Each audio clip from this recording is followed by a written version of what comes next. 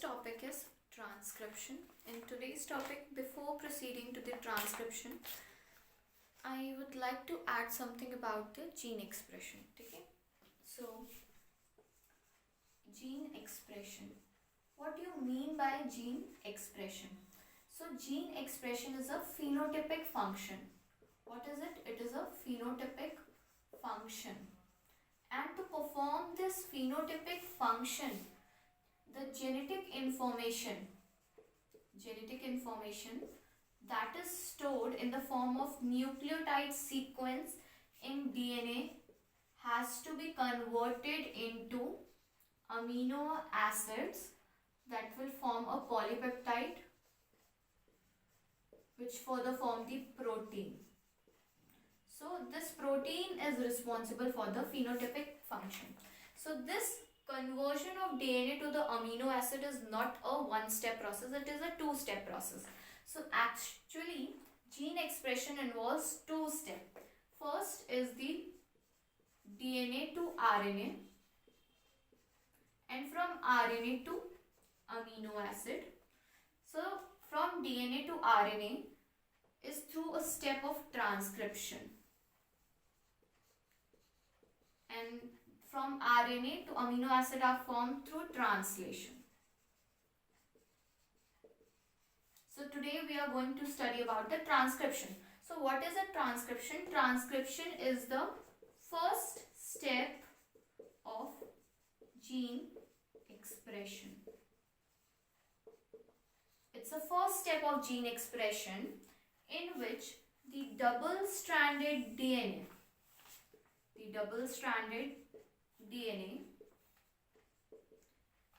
a portion of double-stranded DNA has to be transcribed. That means उस एक portion का transcription होगा that will form the RNA transcript. Now, the portion of the double-stranded DNA that transcribed to form RNA transcript, that portion is known as a transcription unit. So what is a transcription unit? Transcription unit वो portion है double stranded DNA का जिसका transcription होगा और mRNA यानी कि RNA script बनेगी, transcript बनेगी. So that portion is known as a transcription unit. उस ट्रांसक्रिप्शन यूनिट में तीन चीजें होनी चाहिए, जो कि है सबसे पहले प्रमोटर रीजन, दूसरा है कोडिंग सीक्वेंस, तीसरा third one is your terminator. All these three regions present on the double-stranded DNA that is transcribed to form RNA transcript, it forms the transcription unit. ये तीनों चीज मिलके हमारी transcription unit बनाती हैं. Promoter क्या होता है? Actually में what does promoter do here? Actually the region that has to be transcribed, ठीक है, the RNA polymerase, that is an enzyme that comes and bind here. RNA polymerase यहाँ पे आके bind होता है. तो उसको कैसे पता कि कहाँ से इतने बड़े डीएनए स्ट्रैंड में we don't know which portion has to be transcripted, किसका ट्रांसक्रिप्शन होना है. So that is recognized by RNA polymerase using the promoter region. तो promoter region कुछ नहीं होता, एक्चुअल में डीएनए का एक, वो भी एक डीएनए का रीजन में एक न्यूक्लियोटाइड सीक्वेंस होता है जो कि RNA polymerase रिकॉग्नाइज करता है. उसको पता चलता है कि हाँ यहाँ से ट्रांसक्रिप्शन इसके बाद से होना है. So promoter is nothing but it is also a nucleotide sequence. Now this promoter in the case of prokaryotes, अगर हम लोग prokaryotes की बात करते हैं तो prokaryotes में ये promoter region जो होता है वो दो sequences का होता है. एक -10 sequence पे present होता है जिसे हम लोग टाटा बॉक्स कहते हैं, that is your TA-TA-AT sequence. These are conserved nucleotide sequence. और दूसरा सीक्वेंस होता है जो कि -35 कंजर्व्ड न्यूक्लियस पे प्रेजेंट रहता है, और वो सीक्वेंस होता है TGACA. This is these two nuclei. Now you will be thinking that why I have put the minus here. So उसका भी एक रीजन होता है कि डबल स्ट्रैंडेड डीएनए में प्रमोटर जहां प्रेजेंट है उसके जस्ट बगल में +1, मतलब कि जहां से इनिशिएशन होगा, this is your initiation site, जहां से इनिशिएशन स्टार्ट होता है उसे इनिशिएशन साइट कहते हैं, विच इज डिनोटेड बाय +1, और उसके लेफ्ट साइड में जितनी भी चीजें प्रेजेंट है उसको हम माइनस से डिनोट करते हैं, दैट इज -1, -2, -3. सो ये अगर प्रमोटर रीजन है तो इसमें -10 भी रहेगा कहीं और -35 भी रहेगा इस प्रमोटर रीजन. सो उसके लेफ्ट साइड जितनी भी चीजें हैं उसको हम लोग माइनस से डिनोट करते हैं और उसको हम लोग कहते हैं अपस्ट्रीम. और जितने भी न्यूक्लियोटाइड उसके राइट साइड में प्रेजेंट है उसे हम लोग पॉजिटिव से डिनोट करते हैं, and that is known as a downstream. उन्हें हम लोग डाउनस्ट्रीम कहते हैं. सो ये माइनस और नेगेटिव का कॉन्सेप्ट सिर्फ यही है. So that means initiation region के लेफ्ट साइड में प्रमोटर प्रेजेंट है, उस प्रमोटर में एक कंजर्व न्यूक्लियोटाइड का सीक्वेंस है जो कि -10 पे प्रेजेंट है, that is your TATAT region, that is your TATA box, and the next one is -35 पे जो प्रेजेंट है वो TTGACA रीजन है. So this is all about the you can say it is all about the starting of the transcription. So actually what happens here, main role जो इस process में है वो है RNA polymerase का. So we should know that what is RNA polymerase. So RNA polymerase is a holoenzyme. RNA polymerase एक holoenzyme है जो कि बनता दो यूनिट से, एक कोर एंजाइम से, and to this core enzyme when sigma factor bind it form a holoenzyme, that is your RNA polymerase. Now what is this core enzyme? This core enzyme is made up of 2 alpha unit, 1 beta unit and 1 beta dash unit and omega unit. So these subunits form the core enzyme. Now this core enzyme alone do not start the initiation because it does not have a capability to recognize the promoter region. ठीक है, ये अकेला promoter region को recognize नहीं कर सकता क्योंकि वो capability सिर्फ सिग्मा फैक्टर के पास है. इसीलिए जब इस कोर एंजाइम से सिग्मा फैक्टर बाइंड करता है तभी वो प्रमोटर रीजन से जाके बाइंड करके इनिशिएशन स्टार्ट करवा सकते हैं. So for initiation the complete holo enzyme is needed. लेकिन जब कुछ न्यूक्लियोटाइड ऐड हो जाते हैं तो ये सिग्मा फैक्टर रिलीज हो जाता है क्योंकि अब प्रमोटर रीजन की तो जरूरत नहीं है, अब वो इलोंगेशन करेगा. So this core enzyme can perform the step of elongation. ये इलोंगेशन करवा सकता है, but for initiation and for recognition of the promoter region and for initiation the sigma factor is needed. So अगर promoter को पहचानना है कि कहाँ प्रमोटर प्रेजेंट है और उसका इनिशिएशन करवाना है तो उसके लिए सिग्मा फैक्टर की जरूरत है. So this is for recognition of promoter site and for initiation step. So this is about the RNA polymerase and how does it comes in bind. So now this whole transcription is done in 3 steps. The first is the transcript initiation, second is elongation and third is termination. One by one we will see that. So coming on the first one, that is your initiation.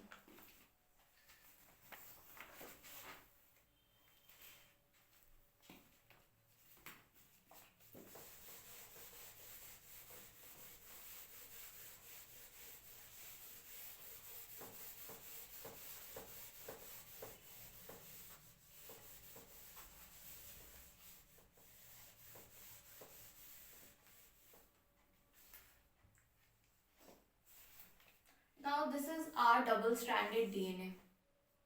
ये हमारा dsDNA double stranded DNA.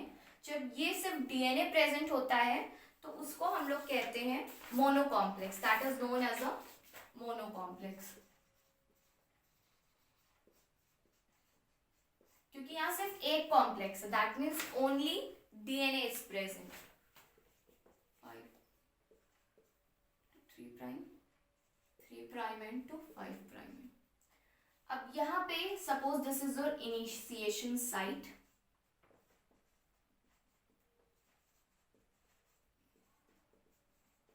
इस initiation site के 6-7 nucleotide base पहले यानी -10 पे your conserve nucleotide of TA is present and इसके कुछ और बेस पेयर्स पहले -35 पे TTGA CA is present. So this portion forms your promoter region. This forms the promoter region. Now, to this promoter region, the RNA polymerase comes and binds. So, now that RNA polymerase is little bit, because these nucleotide sequences are very close to each other, so RNA polymerase cover the portion of -55 to +20 base pairs. मतलब -55 suppose यहाँ पे है और +20 suppose यहाँ पे, तो ये RNA polymerase इतना बड़ा होगा कि ये पूरा रीजन उस ऑक्यूपाई करेगा. So RNA polymerase comes and it binds to the promoter region along with the sigma factor. sigma factor भी आया है, तो यानी ये होलो एंजाइम के फॉर्म में आया है. होलो एंजाइम क्या था? Core enzyme plus your sigma factor. So this RNA polymerase comes and bind to this promoter region. Now जब इसकी बाइंडिंग इससे हो जाती है तो अब ये मोनो कॉम्प्लेक्स नहीं कहलाता. Now this doesn't known as a mono complex. इसको हम लोग कहते हैं क्योंकि ये क्लोज्ड है. अब ये डबल स्टैंडर्ड दोनों क्लोज हैं, इसमें बॉन्ड्स मेल्ट नहीं हुए हैं, तो ये क्लोज्ड बाइनरी कॉम्प्लेक्स कहलाएगा क्योंकि यहाँ पे आरएनए पॉलीमरेज लग गया. So now this mono complex will be converted when RNA polymerase comes and bind. It is known as a closed binary complex. अब ये क्लोज्ड बाइनरी कॉम्प्लेक्स कहलाएगा. Now after that what happened, जब RNA polymerase इससे आके bind कर जाता है, so the melting of the breakage of the hydrogen bond take place और 10 से 12 न्यूक्लियोटाइड का ये ब्रेकेज होता है जिसके वजह से ट्रांसक्रिप्शन बबल बनता है. That is something like this.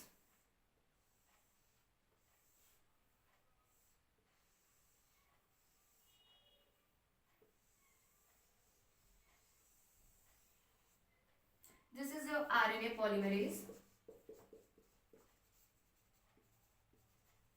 और ये जो बेसेस हैं ये ओपन हो गया.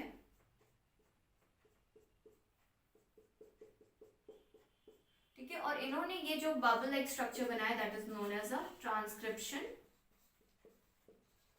Bubble. Now this complex is known as a open binary complex. Open binary complex. पहले हमारा मोनो कॉम्प्लेक्स था जहां सिर्फ डबल स्ट्रैंडेड डीएनए था. जब डबल स्ट्रैंडेड डीएनए से आरएनए पॉलीमरेज बाइंड हुआ, इनिशिएशन जब स्टार्ट हुआ और वहां पे जब आरएनए पॉलीमरेज बाइंड हुआ प्रमोटर रीजन पे, तो उसने बनाया क्लोज्ड बाइनरी कॉम्प्लेक्स.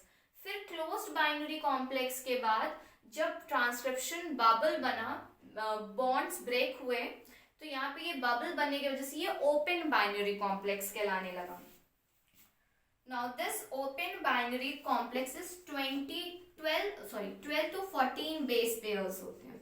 ये 12 to 14 बेस पेयर्स होते हैं इस ट्रांसक्रिप्शन बबल के. नाउ दिस ट्रांसक्रिप्शन बबल्स जब ओपन हो गया तो यहाँ पे ये न्यूक्लियोटाइड फ्री हो गया. तो यहाँ पे क्या होता है, यहाँ पे अब कुछ 2-3 न्यूक्लियोटाइड्स फर्दर आके बॉन्ड फॉर्म करेंगे. ये जो कि 3 प्राइम एंड से 5 प्राइम एंड पे है, तो ये क्या करता है, ये टेम्पलेट स्ट्रैंड का वर्क कर रहा है. It is working as a template strand. तो जिस स्ट्रैंड का कॉम्प्लीमेंट्री आरएनए बनता है उसे हम लोग टेम्पलेट स्ट्रैंड, एंटीसेंस स्ट्रैंड या फिर कोडिंग स्ट्रैंड कहते हैं। एंटी सेंस इसलिए क्योंकि जो आरएनए बनेगा यहाँ पे वो सिमिलर होगा इस वाले स्ट्रैंड की तरह, और वो आरएनए ही प्रोटीन बनाएगा, मींस सेंसिबल फंक्शनल वो आरएनए कर रहा है, तो वो सिमिलर किससे, इससे, तो इसको सेंस कहते हैं। और ये कुछ नहीं कर रहा है, ये सिर्फ इसका कॉम्प्लीमेंट्री बनाने में हेल्प कर रहा है, इसलिए एंटी सेंस इसे कहेंगे। और जो स्ट्रैंड से आरएनए बनता है वो हमारा टेम्पलेट स्ट्रैंड होता है। So this is for same, ये तीनों नाम एक ही स्ट्रैंड के सेम स्ट्रैंड को दिया गया है। सो इस टेम्पलेट स्ट्रैंड पे 2-3 न्यूक्लियोटाइड्स आके लग जाते हैं, जिसके वजह से आरएनए डीएनए हाइब्रिड बनना स्टार्ट हो जाता है।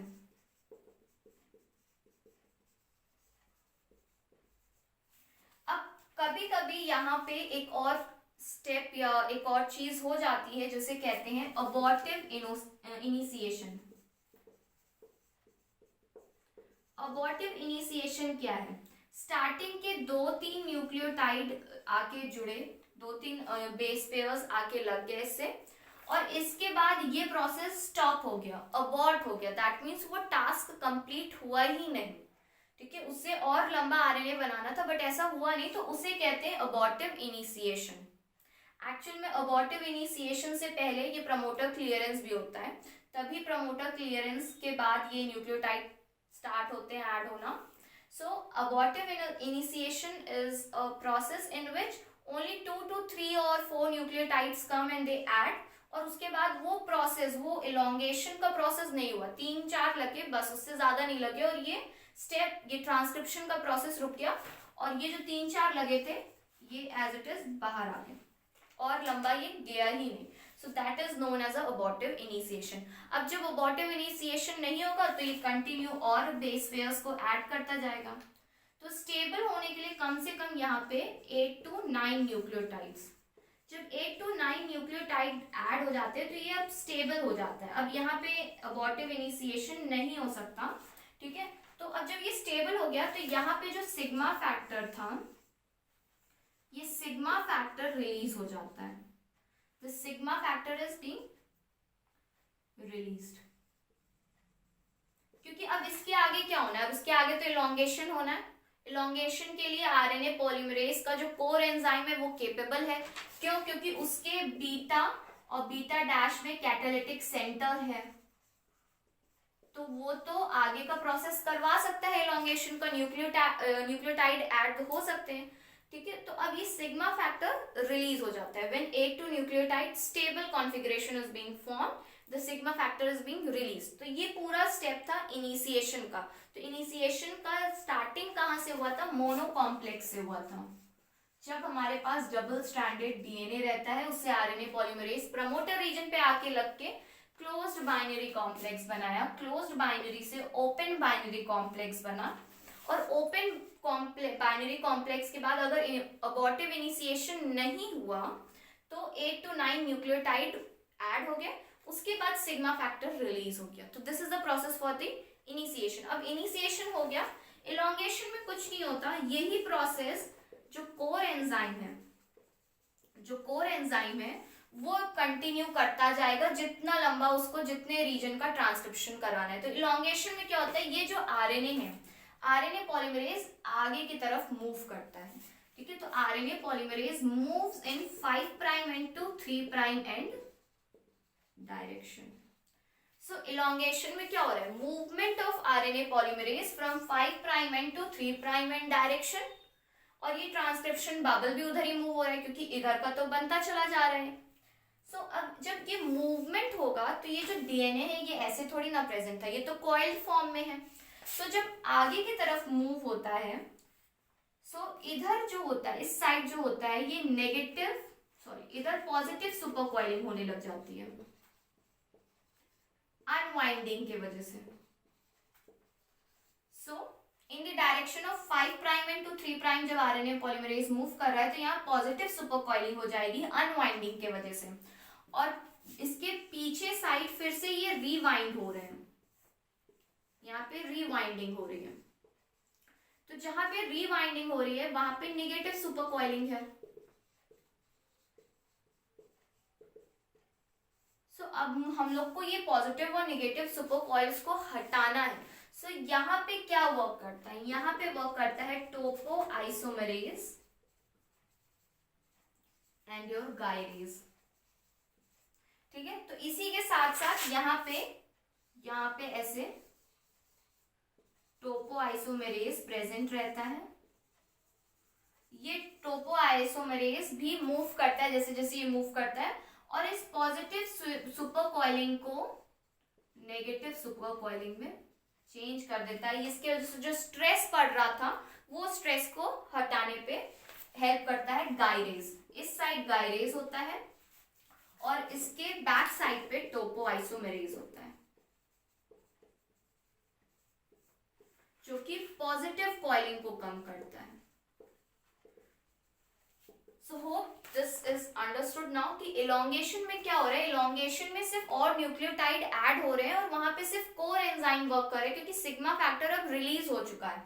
तो जब ये आरएनए पॉलीमरेज फर्दर मूव करता है तो ये रेप्लिकेशन बबल भी बनता है और डीएनए की आगे की तरफ जो होता है वो अनवाइंडिंग होती है, जिसकी वजह से पॉजिटिव सुपर कॉइलिंग होती है और पीछे के तरफ नेगेटिव सुपर कॉइलिंग होती है।